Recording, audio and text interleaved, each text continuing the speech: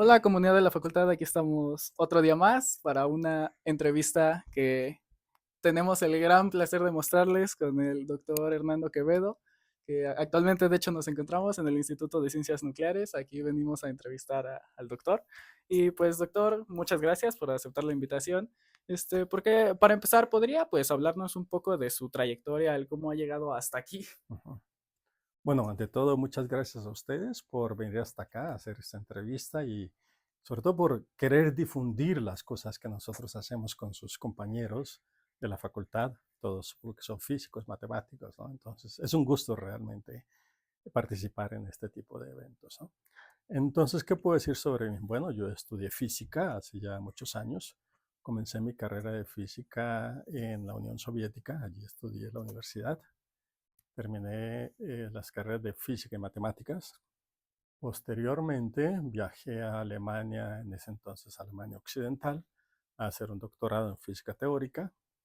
Terminando allí, pues, trabajé un par de años en la universidad y después fui a Estados Unidos por varios años a hacer postdoctorados. Desde el año 1992 estoy aquí en México. O sea, llevo ya 32 años en este edificio, trabajando en investigación, sobre todo en física teórica, en gravitación y teoría de campos, que es el nombre que lleva este departamento, el departamento al que pertenezco, ¿no? Entonces, eso es más o menos, muy brevemente, lo que he hecho en mi vida. Qué increíble trayectoria Ujú. llena de, pues, por todo el mundo aprendiendo y Así es este aprendiendo trabajo. física, ¿no? Sí. Bueno, Justamente, ¿qué fue lo que le inspiró a seguir esta carrera? ¿Qué fue lo que le hizo saber que quiere ser físico? Desde muy joven yo tenía, por así decirlo, dos hobbies. Uno era ver la naturaleza, contemplar, hacerme preguntas, y otro era la religión, ¿no? Entonces, desde la perspectiva de la naturaleza, había algo que a mí siempre me llamó la atención, ¿no? Desde muy pequeño, yo no entendía qué era la nada, así de sencillo. ¿Qué es la nada? ¿No? Yo siempre imaginaba, bueno, para decir qué es la nada hay que cerrar los ojos, pero si yo cierro los ojos veo algo negro, entonces ya hay algo, ¿no? Algo que es negro, ¿no? Entonces, ¿qué es la nada? Creo que esa fue la pregunta que me intrigó desde que era muy niño y llevo toda mi vida tratando de contestar esa pregunta. La respuesta es que en sí no sabemos qué es la nada hoy en día. Esa fue la pregunta básica para mí, ¿no? En aquel entonces yo era muy joven y también me dedicaba a la religión. Yo quería ser sacerdote. Yo soy originario de Colombia, entonces allí había muchos problemas realmente en la época de los 70. Pues tuve que dejar la iglesia, la educación, la universidad, todo tuve que dejar y yo emigré en los años 70 de Colombia y desde entonces estoy dedicado a la física en muchas partes del mundo, en particular aquí en México. todo por una simple Una pero simple pregunta, compleja pregunta. exacto. Y Llevo viajando por todo el mundo tratando de encontrar la respuesta. ¿Qué es la nada? Y no sé, no sé. esperemos se sepa pronto. No, no, estoy seguro que no. No. No, no, Bueno, pues procederemos entonces con como sabrán, nuestro tema es el tiempo. sí. Entonces procederemos con la primera pregunta, ya más acercada a nuestro tema. Justamente ya mencionó que pues tiene una trayectoria muy larga y quisiéramos saber cuáles consideraría que son los desafíos más interesantes que ha enfrentado para poder estudiar temas tan complejos como el espacio o el tiempo. Bueno, ante todo, esto requiere de mucha dedicación, mucho tiempo, mucho trabajo. Claro. Creo que ese es el reto número uno, ¿no? Puede uno ser muy talentoso y si no se trabaja no se logra nada. Yo creo que eso ha sido lo más difícil hasta hoy en día. Sigo dedicándome a esto tiempo completo, ¿no? No tengo horario de trabajo, mi horario de trabajo es todo el tiempo, simplemente día y noche, ¿no? Mientras el organismo lo permita, pues yo me dedico a eso. Es el desafío más grande, el tener que hacer a un lado otras cosas, digamos, de la vida diaria y dedicarnos exactamente a este trabajo. Eso es muy importante, requiere de mucho esfuerzo y de mucho tiempo. Es el desafío número uno, yo pensaría. Y bueno, ya acercándonos un poco más a su área de trabajo, que es más relatividad, gravitación, Entonces, pues ya para empezar, ¿cuál es sabemos que la hay, pero ¿cuál sería la relación que hay del concepto de tiempo en relatividad o en gravitación? Bueno, lo importante del concepto de tiempo en la relatividad es que lo interpretamos como una dimensión más, ¿no? Eso fue lo que aprendimos de la teoría de la relatividad de Einstein, de que el tiempo se puede ver igual que una coordenada espacial desde la perspectiva matemática y como tal lo trabajamos, ¿no? Tiene una particularidad del tiempo y es que nos sirve para medir secuencias de eventos, ¿no? En el caso de una coordenada espacial, sí nos sirve para medir diferentes puntos, por así decirlo. Pero esta secuencia de eventos en el cual hay evolución, para eso nos sirve el tiempo, ¿no? Entonces, lo importante de la relatividad general es que nos enseñó que el tiempo, siendo una coordenada más del espacio-tiempo, que llamamos de 4 dimensiones donde vivimos, entonces, es una coordenada muy especial porque es relativa. ¿Qué significa eso? El tiempo que yo mido con mi reloj es muy diferente al tiempo que mide otra persona con su reloj.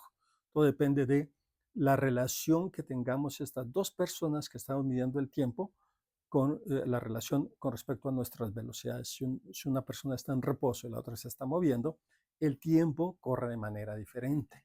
Eso es quizás la propiedad número uno que aprendimos de la relatividad general. Llega hasta tal extremo esto que, por ejemplo, en relatividad general estudiamos de que si una persona se va hacia un agujero negro, ¿no?, con su reloj, y otra persona que la está viendo desde muy lejos, ¿no? Cada uno tiene su reloj. Entonces, para la persona que está cayendo al agujero negro, toma un tiempo finito llegar y caer al agujero negro. Para la persona que está fuera del agujero negro, midiendo el tiempo que está utilizando esta persona para caer al agujero negro, nunca cae. Entonces, el tiempo para una persona, para el mismo evento, es infinito y para otra persona es finito, ¿no? Hasta tal extremo llega la relatividad del tiempo. Y no da problemas porque como usted lo dice, en relatividad tratamos el tiempo pues ya como una coordenada, una dimensión más junto con el espacio, pero bueno, hasta donde yo sé el tiempo ahorita solo va para adelante, entonces no genera problemas al intentar combinarlo con el espacio, porque digo, en el espacio yo me puedo mover para adelante, para atrás, entonces no hay ahí alguna complicación con el hecho de que el tiempo es continuo, va en una sola dirección.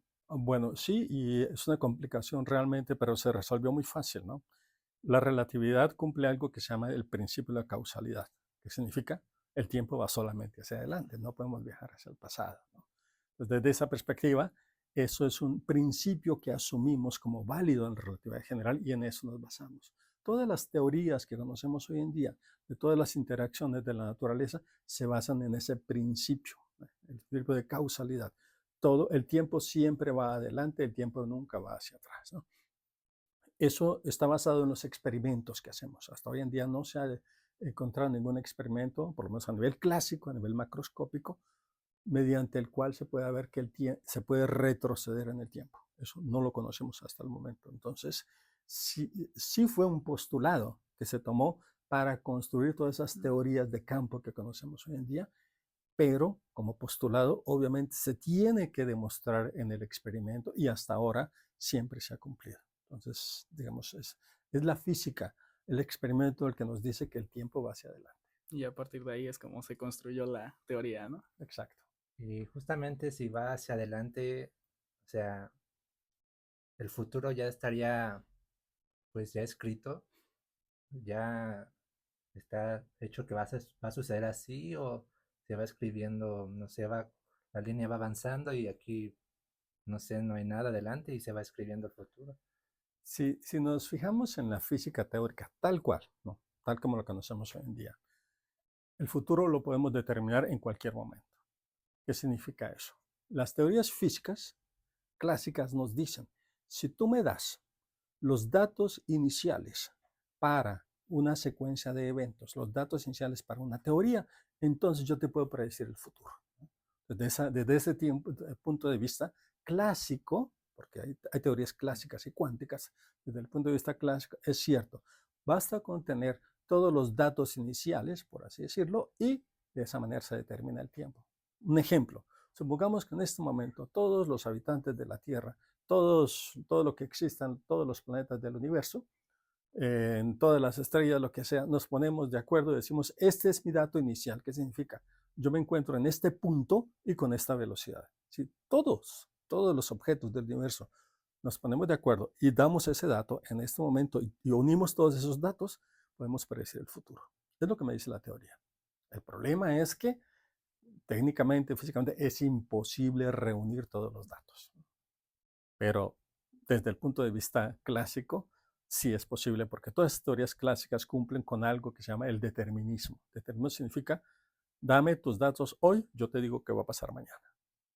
Claro. Y entonces, por el otro lado, si por el lado clásico es determinista, sabemos que el cuántico no lo es. Entonces, ya yéndonos, acercando más a la parte cuántica, ¿cuál es ahí entonces la interpretación del tiempo? ¿Ahí cómo se trataría? No se sabe. Es la respuesta, digamos, más sencilla. Y hay que explicar esto, ¿no?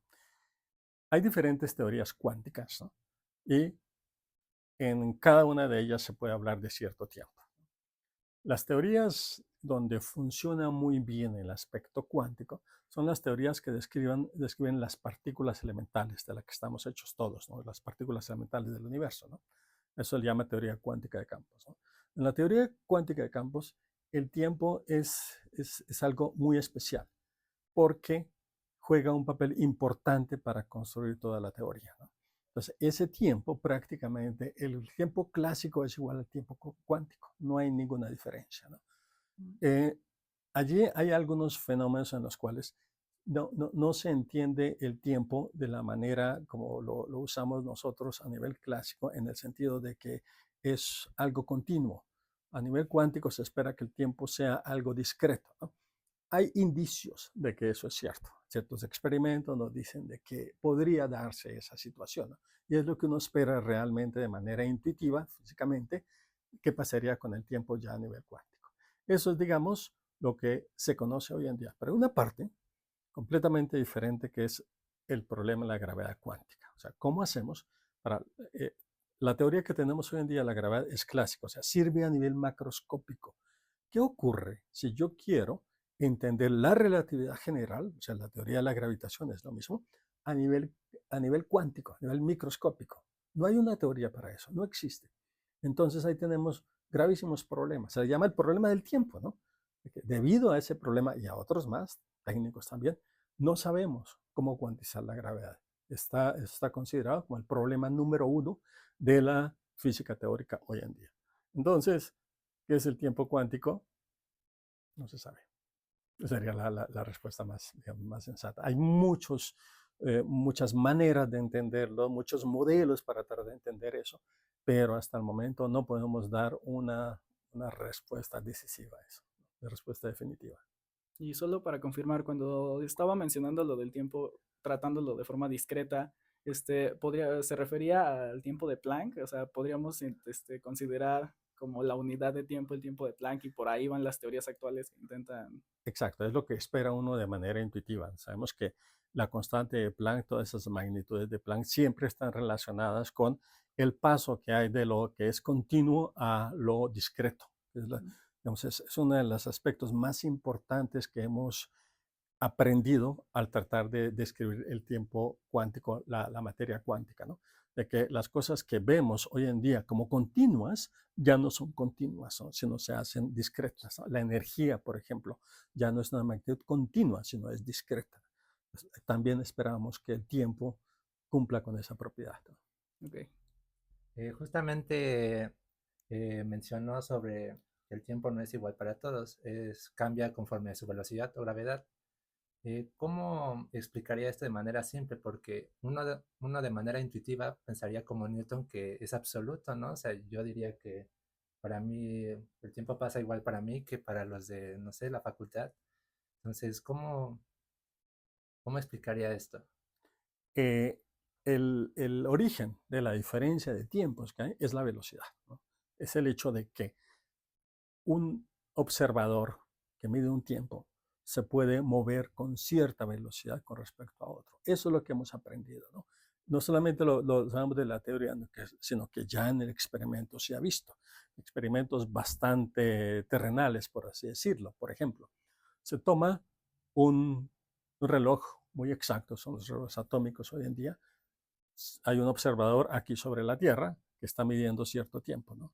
Y se da otro reloj también muy, muy exacto, un reloj atómico, a una persona que va en un avión muy rápido, ¿no? Y se mide el tiempo. Entonces se da cuenta uno de que el tiempo realmente es diferente, ¿no? Desde la perspectiva experimental. Entonces, algo que surgió puramente teórico, ya lo conocemos hoy en día, ya sabemos que sí realmente es algo que se ve en el experimento, ¿no? El origen, el por qué exactamente eso ocurre, yo creo que nadie lo conoce, ¿no? Lo que sí sabemos es que es lo que se ve en el experimento. Entonces, lo que estamos haciendo es describiendo en este momento la naturaleza del tiempo. O sea, medimos el tiempo y nos da que es diferente. Ok, entonces lo asumimos como tal y lo aplicamos a la física, ¿no? Lo aplicamos a tratar de entender la naturaleza. Pero, ¿por qué? ¿Cuál es exactamente la causa de eso? ¿Cómo es posible que una persona con un reloj y otra persona con otro reloj moviéndose miden diferentes tiempos, ¿no? Sabemos que eso es un hecho, está simplemente ya demostrado en el experimento, ¿no? ¿Por qué es eso así? Entonces, la física, yo creo que hasta hoy en día, se ha dedicado a describir los fenómenos de la naturaleza, describir la naturaleza, pero responder a la pregunta, ¿pero por qué? Es muy difícil. En general no tenemos respuestas a esas preguntas. A eso nos dedicamos los físicos teóricos, ¿no? Ojalá algún día podamos decir, ¿pero por qué? ¿Cuál es el origen de eso? Ojalá, ¿no? Ojalá. Y hace rato nos estaba mencionando sobre los agujeros negros, ¿no? Y cómo es precisamente sobre los tiempos, cómo son diferentes. ¿Podría explicarnos un poco más cómo sería el tiempo tanto para tanto la persona que estaría en un agujero negro como el observador externo? Porque siguiendo el hilo de la pregunta de mi compañero, como dice, o sea, todos tenemos esa como concepto intuitivo del tiempo, ¿no? Pero ya luego nos metemos a relatividad y nos dicen, no, ¿sabes qué? Se curva, ¿no? Muévete rápido y ya Sí, sí. quién sabe qué va a pasar. Entonces, pues en un agujero negro que es como llevar al extremo las ideas Sí, sí. de la relatividad, Ujú. entonces ahí, si quisiera explicárselo a los compañeros de la facultad que tengan mayor o menor conocimiento en física, ¿cómo podría profundizar un poco más en ello? Bueno, el hecho de que el tiempo sea relativo significa que matemáticamente tenemos instrumentos mediante los cuales vemos esa relatividad. O sea, hay una fórmula que me dice, si estás parado aquí, tu tiempo es este. Hay otra fórmula que me dice, si estás parado aquí, si estás moviendo, es otra fórmula, ¿no? Y bien, entonces eso utilizamos, ¿no? Entonces, pongamos la fórmula para alguien que está fuera de un agujero negro, muy lejos de un agujero negro, y la fórmula para alguien que está muy cerca de un agujero negro. Lo que vemos es que son fórmulas muy diferentes, ¿no? Entonces, el tiempo corre de manera diferente para alguien que está cerca de un agujero negro, a alguien que está fuera de un agujero negro. El ejemplo que daba es quizás uno de los casos extremos en el que si un observador se lanza hacia un agujero negro, él va a atravesar algo que conocemos de un agujero negro que se llama un horizonte. Atraviesa el horizonte y quién sabe qué pase después, porque no tenemos noticias de él. Pasó el horizonte y se acabó. Nunca vamos a saber qué le ocurrió, ¿no? Por lo menos clásicamente, ¿no? Para una persona que está fuera de eso, él va a ver que el observador que está cayendo al agujero negro nunca atraviesa el horizonte, nunca. Entonces, es un proceso que se va acercando cada vez más al agujero negro, al horizonte del agujero negro, pero nunca lo cruza. Entonces, son prácticamente dos realidades diferentes debidas al tiempo que cada uno está midiendo, ¿no? Ese sería el extremo del tiempo en un agujero negro, ¿no? Que para alguien, algo que es finito para alguien, para otra persona es infinito. Pero y entonces, hace rato ya usted nos comentó que la relatividad se construyó desde el principio de considerar el tiempo como algo continuo por el principio de causalidad, pero entonces se puede detener siguiendo su concepto porque, o sea, desde la perspectiva, se podría interpretar que desde la perspectiva del que está afuera, pues o se detuvo o nunca llegó, no sé, pero entonces No, sí, no se detiene el tiempo. A ver, es pero detener imposible. el tiempo es muy sencillo, ¿no? Todos lo hacemos todos los días, ¿no? Con los celulares. Una foto es detener el tiempo. Y eso es algo importante que hacemos cuando tratamos de estudiar la cosmología. El cosmos, el universo nuestro, es un ente que evoluciona, ¿no? Para estudiarlo, lo que hacemos, tomamos fotos, o sea, detenemos el tiempo.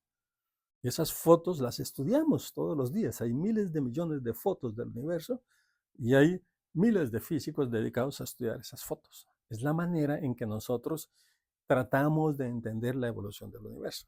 Entonces, es algo práctico, de tener el tiempo es algo práctico. Pero quizás la pregunta se refiere más a, bueno, ¿qué puedo hacer yo para con un reloj sin tomar una foto? ¿No? Yo tengo mi reloj, ¿cómo hago para detenerlo? ¿No? Yo pienso que sí se puede, pero es algo un poco diferente a lo que estamos hablando. Para eso tenemos que pasar a algo que hemos utilizado para entender el tiempo, sobre todo la dirección del tiempo, ¿no? Recuerden, les dije que en relatividad general, en la física teórica, decimos que se debe cumplir el principio de causalidad. Todo va hacia adelante, el tiempo va hacia adelante. Pero hay una manera de entender el tiempo desde la perspectiva de la termodinámica, con la segunda ley de la termodinámica. La segunda ley de la termodinámica me dice, la entropía siempre crece. El problema es que no sabemos qué es la entropía. No hay nada, no tenemos entropímetros o como se les llame, para medirlo, ¿no? Sin embargo, es algo que desde que se formuló esta segunda ley de la termodinámica que dice que el tiempo, que la entropía siempre crece, pues ¿por qué no lo asociamos con el tiempo? El tiempo entonces siempre crece. Si lo hacemos, pues hay una manera de tener el tiempo. Se llama un proceso adiabático. Un proceso en el que la entropía no cambia. Si la entropía no cambia, entonces no cambia el tiempo, ¿no? Pero entonces ya hay que pasar a otra área, ¿no? Yo casualmente me dedico a eso. Y cuando ustedes me dijeron que querían que yo les hablara sobre el tiempo y de la entropía, dije, ¿acaso ustedes leyeron mi artículo? ¿Leyeron mi artículo? Leerlo no, pero investigamos, sí. investigamos sobre usted. Bueno, es que yo acabo de escribir un antecedentes. artículo que se llama Tiempo es entropía. Ese en Ok. específico no lo habíamos escuchado. Bueno, pues para ustedes, yo le pedí hace un momento a la secretaria que lo imprimiera. A ver. Y el título es Tiempo es entropía, una demostración geométrica. ¿Ok?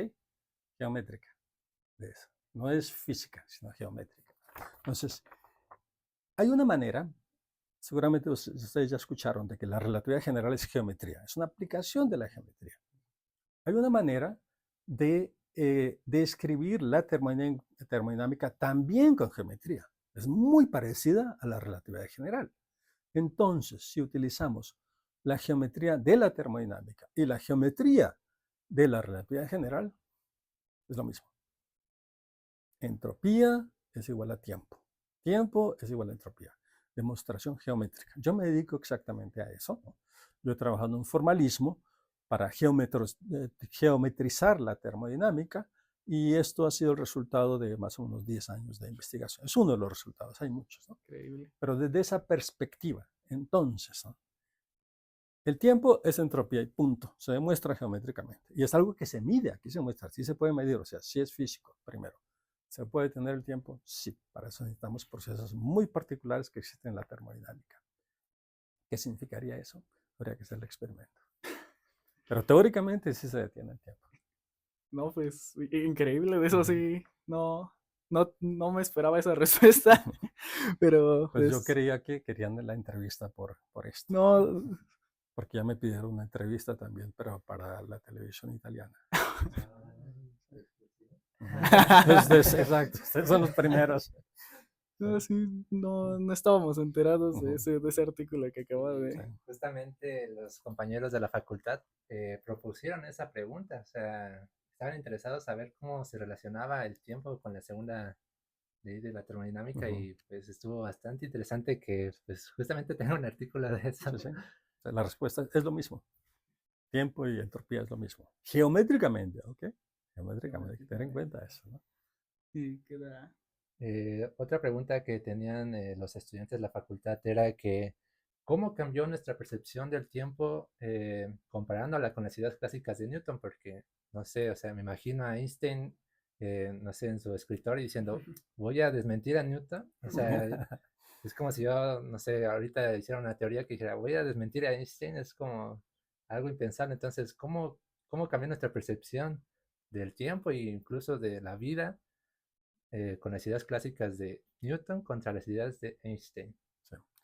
Bueno, el tiempo de Newton, por así llamarlo, es un tiempo absoluto. ¿Qué significa eso? Todo el mundo mide al mismo tiempo, no importa dónde está. Está en caída libre, se está moviendo, está acostado, está durmiendo. El tiempo que transcurre en todos los relojes del universo es el mismo. Einstein dijo no, el tiempo no es el mismo en todos los relojes. Depende del movimiento relativo de los observadores, de los relojes, ¿no? Pero eso no fue idea de Einstein. Se dice, ¿no? A Einstein se le atribuyen muchas más cosas de las que realmente él hizo. Él hizo maravillas, definitivamente, pero él no fue quien dijo que el tiempo es relativo.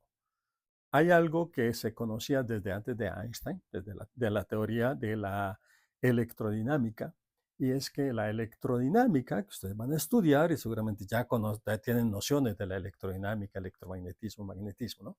Cuando lo vean desde la perspectiva de teoría de campo, se van a dar cuenta de algo, ¿no? La electrodinámica no es invariante con respecto al tiempo absoluto de Newton. O sea, el tiempo entra en esa teoría. Y lo que dice la teoría de Newton es que el tiempo es el mismo para todas partes, todos los observadores, ¿no? Pero si uno lo aplica a la electrodinámica, resulta que no es cierto. El tiempo de un observador es diferente al tiempo de otro observador. ¿Y cuál es la manera en que se relacionan? Se llama transformación de Lorentz y eso es exactamente lo que utilizó Einstein para decir el tiempo relativo. Ya se conocía eso. El término relativo incluso ya se había utilizado anteriormente, lo utilizó Poincaré, ¿no? Basado en que la electrodinámica dice que el tiempo es relativo. Es la electrodinámica, ¿no? Sí, y él tomó eso, lo generalizó para toda la física y es la maravilla que tenemos hoy en día, ¿no? Claro. Y entonces ya pues acercándonos al final, esta pregunta pues servía de cómo fue antes con Newton, ahorita con Einstein. Y entonces para usted, esto ya es más una pregunta personal, pero entonces sobre el tema del tiempo, ¿cuál cree que sería ahorita, podría ser un siguiente paso en seguir indagando en quizá definir el concepto de tiempo? Tiempo cuántico, el siguiente paso. Es un Definitivamente. desafío enorme, ¿no? Muchos físicos teóricos nos dedicamos a eso. Yo he dedicado muchos años de mi vida a pensar en eso, a tratar de dar una respuesta que es el tiempo cuántico, sobre todo en el aspecto gravitacional, y no hay respuesta, ¿no? Entonces, sí, hay que trabajar mucho, ¿no? Es considerado como el desafío número uno de la física teórica. ¿Por qué? Porque llevamos más de 100 años pensando lo mismo, ¿no? 100 años. Cuando apareció la teoría de la relatividad, apareció la mecánica cuántica, inmediatamente se vio, ah, caray, esto va a ser muy difícil unir estas dos cosas, ¿no? Si uno lee los artículos desde los años 20, o sea, hace 100 años, que dicen, va a ser muy difícil unir estas dos cosas. Leemos los artículos 100 años, o sea, los artículos que aparecen todos los días, decimos, qué difícil es unir estas dos cosas, ¿no? Estamos más o menos conceptualmente estamos igual, ¿no? Ha habido muchos avances técnicos, matemáticos muy importantes, muy interesantes, ¿no? Pero conceptualmente, desde mi punto de vista, estamos igual que hace 100 años. Pues hay algo que no entendemos, definitivamente, algo que está fuera de la manera estándar en que vemos el universo, que vemos la naturaleza, ¿no? Unir esas dos cosas es algo fuera de lo común, ¿no? Entonces, yo siempre he dicho, ¿no? Cuando doy las clases de física y hablo del problema de gravedad cuántica, siempre nombro a 10 premios Nobel que se han dedicado a eso, ¿no? Uno de ellos es Einstein. Él ganó el premio Nobel, no por el problema del tiempo, no por pensar en relatividad general, por otras cosas, ¿no? Todos ellos, esos 10 premios Nobel, todos ganaron el premio Nobel, todos se dedicaron al problema del tiempo, al problema de cuantizar la gravedad, pero nadie lo logró, todos recibieron el premio Nobel por otras cosas, ¿no? Entonces, esos 10 premios Nobel son de los mejores físicos que conocemos, todos, en este mundo, ¿no? Ninguno de ellos lo logró. Pero aparte de eso, hay, yo diría, unos 20.000 físicos que han dedicado su vida a ese problema, ¿no? Ninguno lo ha logrado. Entonces, 10 premios Nobel y cerca de 20.000 físicos dedicados al mismo problema y nadie lo logra. Significa que hay algo que estamos haciendo mal. Entonces, ese es el futuro, tratar de hacerlo de una manera diferente. Y hay algún, o sea, como usted dice, se han hecho muchos progresos, sobre todo a nivel técnico, pero se ha visto el camino tal vez para hacia dónde podría ir. Digo, por ahí supongo que estarán teorías como cuerdas o por ejemplo, pero pero sí hay algún camino que todavía los físicos de actualmente puedan decir, pues quizá por aquí es el camino para cuantizar el tiempo. Yo creo que hay muchos caminos, ¿no? El camino de la teoría de cuerdas es uno muy interesante desde la perspectiva geométrica, desde la perspectiva matemática. Desde la perspectiva física, hoy en día sabemos que tiene muchos problemas, ¿no? Pero sigue siendo interesante. Ese camino hay que seguirlo, porque quizás estamos por el camino correcto, pero hay algo que no estamos haciendo Algo bien, ¿no? fundamental. Aparte de eso, hay otros caminos, ¿no? Yo pensaría que cada físico teórico, aunque se dedica a un camino, por ejemplo, el camino de la teoría de cuerdas, el camino de... Hay otras teorías, teorías de conjuntos causales, teoría de lazos se llama, hay más de 20 teorías diferentes, 20 caminos diferentes. En el fondo, cada físico teórico que quiera resolver el problema, y yo creo que la mayoría de los físicos teóricos queremos resolver el problema del tiempo a nivel cuántico, del tiempo relativo a nivel cuántico, todos tenemos nuestro propio método. Entonces, existen tantos caminos como físicos. Claro.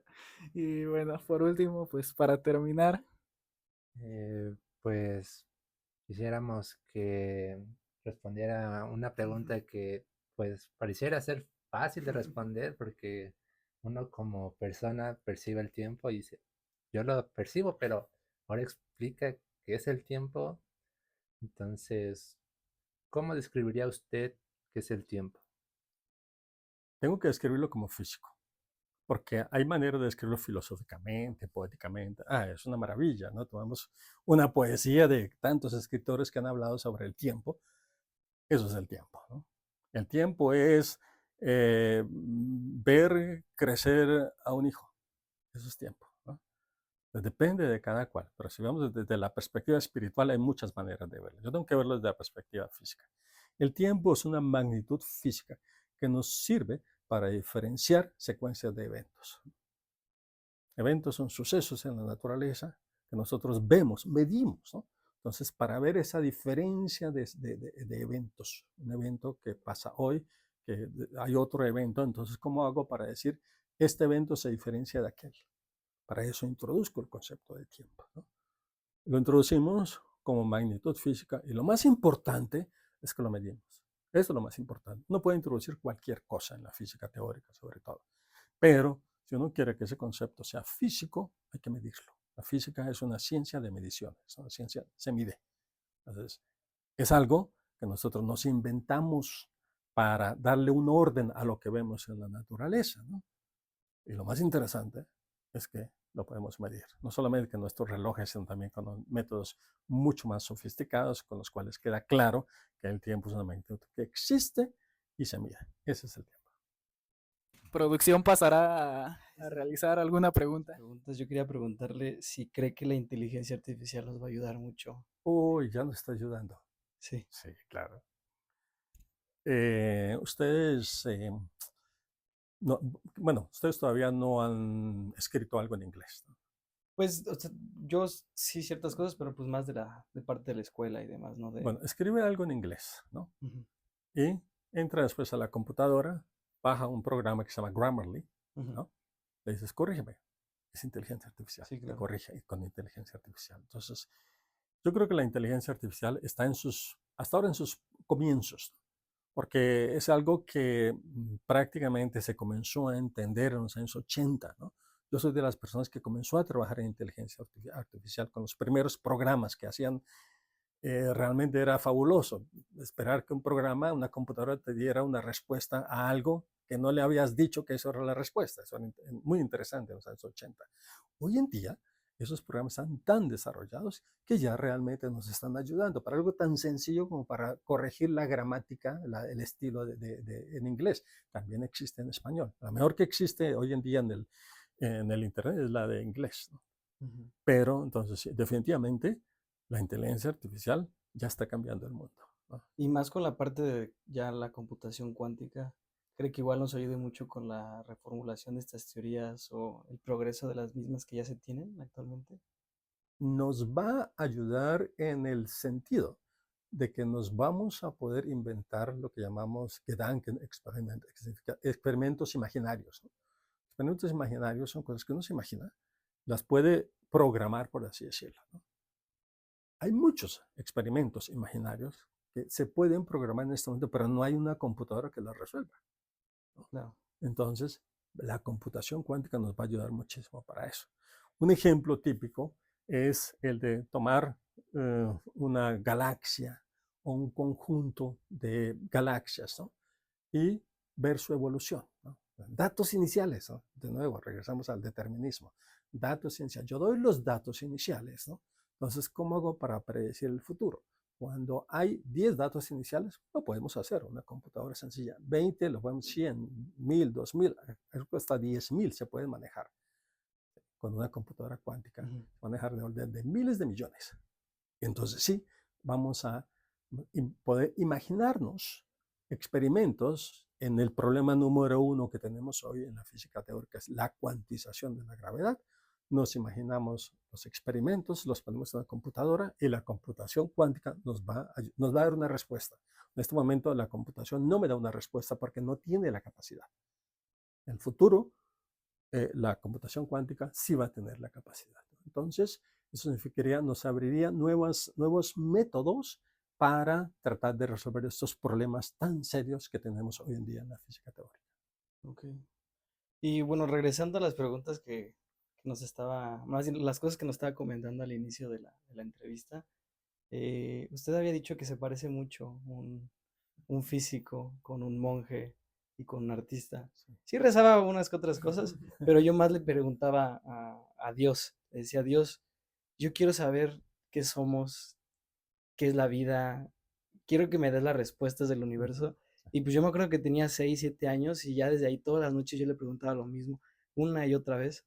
Y al final, pues obviamente nunca tiene una respuesta. Yo descubrí como esa parte espiritual y luego descubrí junto con mi pasado la parte científica que me gustaba mucho. Sí. Y uno de mis propósitos de estudiar física y de continuar con este camino es como que tratar de no verlo como algo separado, sino como ver como tanto la parte espiritual como la parte científica van muy de la mano y hay muchas cosas que a lo mejor coinciden. Esa era una de las preguntas que yo le quería hacer, ¿usted qué cree? Si está como muy relacionado, si cree que son dos cosas diferentes o si vamos por el mismo camino. Bueno, si te refieres a la espiritualidad desde el punto de vista religioso, sabemos que hay muchas opiniones al respecto y una de ellas es que la ciencia tiene que demostrar que la religión está mal y viceversa, ¿no? Lo cual no tiene mucho sentido, porque la ciencia es una cosa, la religión es otra. Pueden convivir porque son diferentes, ¿no? El objetivo de la ciencia no es destruir la fe. La religión, la espiritualidad está basada en el sentido en la fe. Y la fe no se puede demostrar si está bien o está mal. La fe hay alguien que cree o no cree y punto. No hay manera de cambiar eso. Entonces, está muy mal tratar de combinar las dos cosas. Se puede vivir con las dos cosas al mismo tiempo. Hay grandes físicos que quieren responder de dónde venimos, de dónde viene el universo y siguen creyendo en Dios. Siguen con ese aspecto espiritual que muchos tenemos, ¿no? Entonces, sí pueden convivir. Sí pueden convivir siempre y cuando uno se dé cuenta que son cosas diferentes, ¿no? Hay que manejarlas de diferente manera. La ciencia tiene sus métodos, la espiritualidad, la religión tiene sus propios métodos. Y no puedes utilizar los métodos de la ciencia para contradecir la espiritualidad y viceversa, ¿no? No tiene mucho sentido. Tratar de unir dos cosas que no se pueden unir. Entonces, sí puede existir. Entonces, esa parte de mi sueño, que lo relacioné mucho con el presente, es equivalente a la nada. Quería saber usted qué opinaba acerca de eso. Bueno, ya mencioné al principio de que también a mí me preocupó, me sigue preocupando el problema de la nada, ¿qué es la nada? Entonces, yo no sé qué es la nada, ¿no? Claro. Yo sé que es el presente, eso sí lo sé. Entonces, unir esas cosas, desde mi punto de vista, bueno, yo no puedo, porque para relacionar dos cosas hay que conocer qué es cada una de ellas. Yo no sé qué es la nada, ¿no? El presente sí, pero porque se puede medir con un reloj el presente, ¿no?